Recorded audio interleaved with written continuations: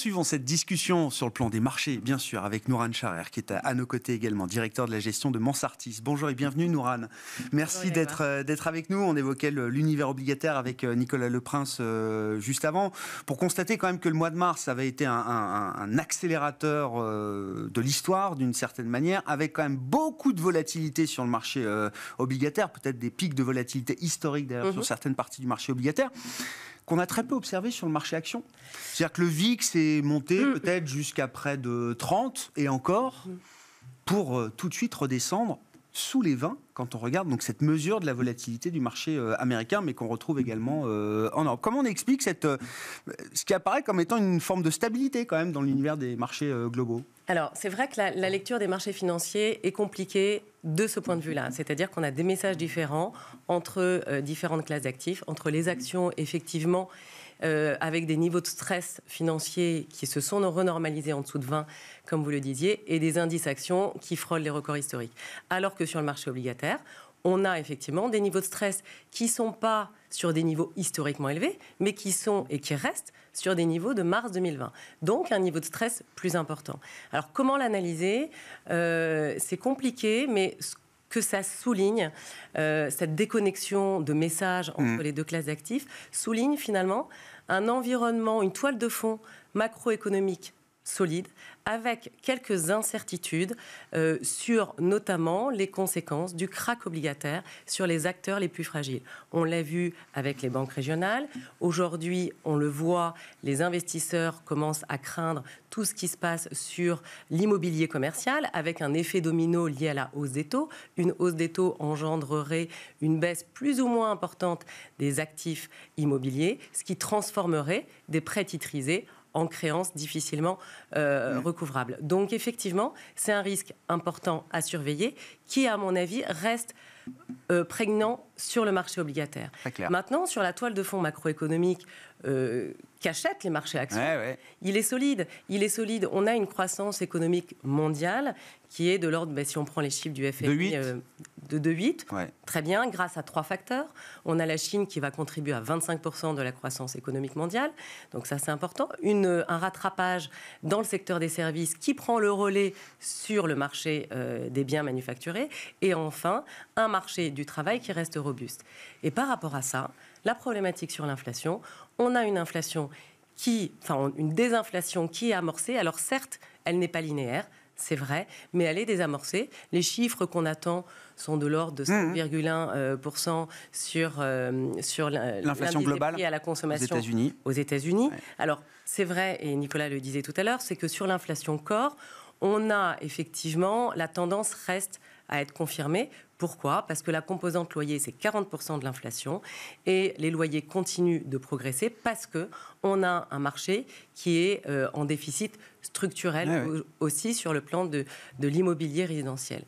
Donc, l'environnement reste globalement solide. Bon et Tout le monde craint la rupture. C'est-à-dire le truc qui casse. On a vu des maillons faibles dans le système bancaire ou financier craquer. Jusque-là, pas de problème, le marché s'en remet assez facilement, c'est ce qu'on constate depuis quelques semaines.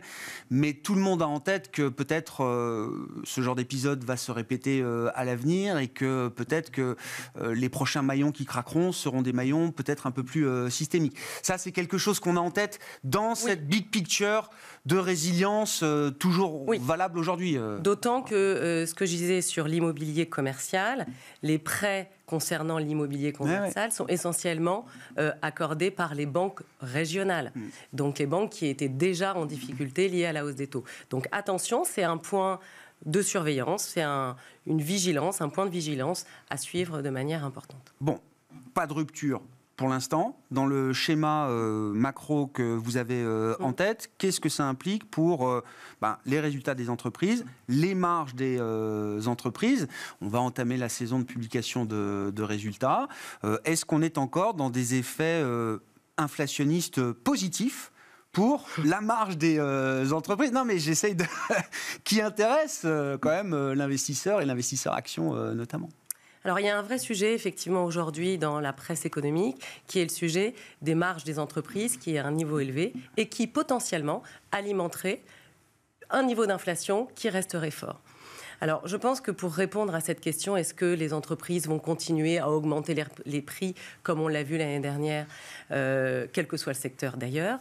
Je pense qu'il faut prendre un peu de recul. Il faut s'abstraire un peu des polémiques du moment, en tout cas, ou des débats politiques du moment, et revenir en fait à des principes fondamentaux de base de l'économie, le fameux le fameux équilibre offre-demande. Les entreprises aujourd'hui font face à quoi? Un ralentissement de la croissance économique, notamment en Europe. On est passé d'une croissance économique de 3,2% en 2022. Cette année, anticipée, on attend 0,5%. Donc, on a un ralentissement de la croissance économique via un ralentissement de la demande. Pourquoi? Parce que les consommateurs, on a une épargne accumulée qui s'amenuise et on a des politiques monétaires restrictives avec la hausse des taux qui sont là pour freiner la demande. Donc les entreprises vont faire face à un ralentissement de la demande et au même moment une baisse très importante du coût des intrants. C'est quoi? C'est des prix énergétiques qui baissent, des prix industriels qui baissent et des prix agricoles qui baissent. Donc une entreprise ne va pas continuer à augmenter ses prix dès lors que la demande baisse. Elle va au contraire réussir à maintenir ses marges. On va avoir une baisse du chiffre d'affaires en volume, mais elle va réussir à maintenir ses marges grâce à une baisse du prix des intrants. C'est pour ça que cette année, on attend une croissance relativement stable, donc à 0%. Des BPA sur des bénéfices par action sur les indices, que ce soit globalement en Europe ou aux États-Unis. Et ça justifie que le CAC soit effectivement à plus de 7400 points, à un niveau record à nouveau? Alors, il faut savoir qu'en début d'année, on était dans un environnement extrêmement négatif. C'est-à-dire que les croissances des BPA en général sont attendues de l'ordre de 10% tous les ans et sont révisées au cours de la publication du premier trimestre.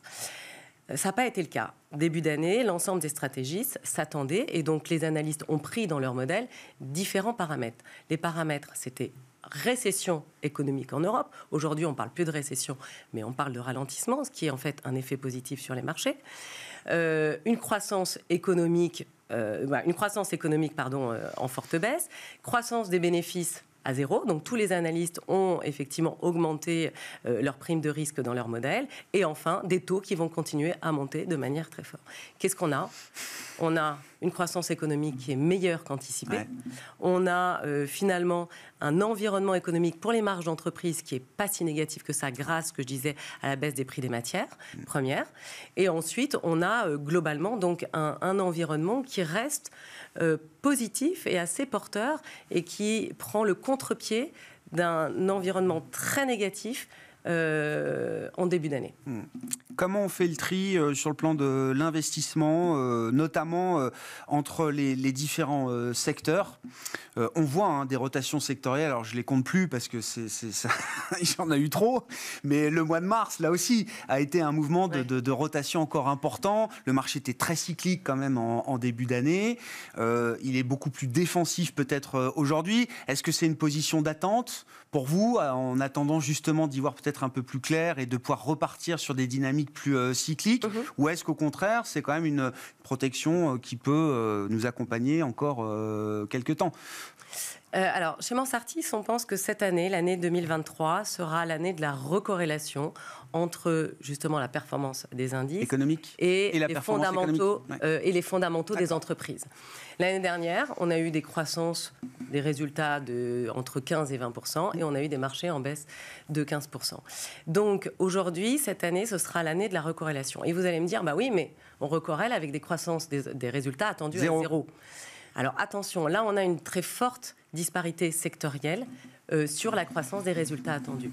On a certains secteurs qui tirent à la baisse, donc on va avoir le secteur de la santé, c'est un peu compliqué pour le secteur de la santé, sur le secteur automobile, sur le secteur bien évidemment énergétique, on a des baisses de BPA de l'ordre de 7 à 10%. Il y a d'autres secteurs qui tirent la croissance des résultats, et là on va retrouver consommation discrétionnaire, vous en avez parlé tout à l'heure, la technologie, l'industrie et les services. Donc, il faut faire le tri dans cet environnement-là, toujours être ancré sur les fondamentaux et prendre aussi toujours un peu de recul, c'est-à-dire, là, on analyse la croissance des résultats sur une année, mais il faut l'analyser sur 3 ans. C'est-à-dire qu'on a eu pas mal de crises. Ouais. Donc, on a des effets de base qui viennent fausser l'analyse des résultats des entreprises à cause de la crise énergétique, à cause de la crise du Covid. Si on renormalise la croissance des résultats par rapport à 2019, on voit en fait un décalage très fort entre la croissance des résultats qui était de l'ordre de 35% en Europe et pour autant une performance des marchés qui est entre 10 et 15%. Donc, ce de-rating qu'on constate peut être effectivement lié à une hausse des taux, il est vrai, mais on ne change pas de paradigme non plus. C'est-à-dire que les taux, en 2019, en moyenne, étaient à 2,5. Aujourd'hui, ils sont à 3,5. Donc oui, il y a peut-être un de-rating qui est lié à la hausse des taux, mais il ne peut pas expliquer un de-rating aussi fort. Ah ouais. Donc on va avoir effectivement ce rattrapage sur les fondamentaux qui est central aujourd'hui pour un gérant pour continuer à sélectionner des sociétés qui sont solides financièrement et qui sont de bonne qualité et grande visibilité. Vous nous dites, le marché d'ailleurs est en train de revenir sur la tech et le luxe, quoi. Non, mais enfin, c'est. Oui, mais parce que c'est exactement ce qu'on voit quand même depuis quelques semaines. Oui, mais si vous extrapolez les résultats sur la tech, justement, et le luxe sur les 3 prochaines années, cette fois, vous voyez que la croissance des BPA annualisée est de l'ordre de 10%. C'est pas la même chose sur d'autres secteurs. Il y a d'autres secteurs, on est encore en train de renormaliser. Donc, on affiche des croissances qui sont élevés à l'instant T, mais qui vont se renormaliser et qui vont baisser fortement. Aujourd'hui, il vaut mieux investir sur des secteurs qui se sont renormalisés et qui affichent une visibilité. Plus facile à lire pour la suite. Tout à fait. Ouais. Eh bien, rendez-vous et moment de vérité déjà pour le luxe ce soir avec les ventes de LVMH. Bon. Pas trop d'inquiétude, j'imagine, sur LVMH ou Hermès qui publieront leur chiffre d'affaires trimestriel cette semaine. Et puis les banques américaines, effectivement, avant la montée en puissance de cette séquence microéconomique pour les prochaines semaines. Merci à vous deux et merci Nourane Charer qui était à nos côtés pendant cette édition, directeur de la gestion de Mansartis. Voilà pour cette édition de la mi-journée de Smart Bourse. On se retrouve ce soir à 17h en direct sur Bismart.